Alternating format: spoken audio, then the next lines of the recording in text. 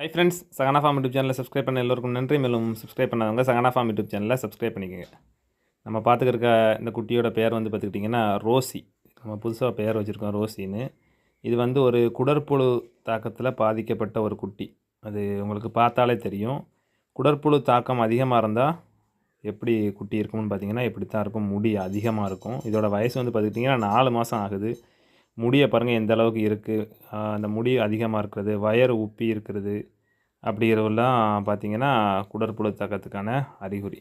இதை நம்ம எடுத்து தனியாக நம்ம வந்து இந்த குடற்புழு தாக்கத்தை வந்து இதை எப்படி சரி செய்கிறோங்கிறத அடுத்தடுத்த வீடியோவில் பார்க்கலாம். ஃபஸ்ட்டு என்ன பண்ணணும்னு பார்த்திங்கன்னா, முதல்ல இதோட வெயிட்டை கனெக்ட் பண்ணணும். நம்ம வந்து இதை தூக்கி வெயிட் போடுறதுக்காண்டி ஒரு பேக்கில் போட்டு பார்த்தா 6305 இருந்துச்சு. 6305 100 கிராம் பேக்கை கழிச்சா கூட 6200 தான் இருக்குது. இதோட வயசு 4 மாதம் ஆகுது. ஆனால் பிறக்கும்போது 1800 இருந்துச்சு. அப்போது இது குடிக்கிற பாலுக்கும் தீனிக்கும் இதுக்கு போதுமான வளர்ச்சி இல்லை.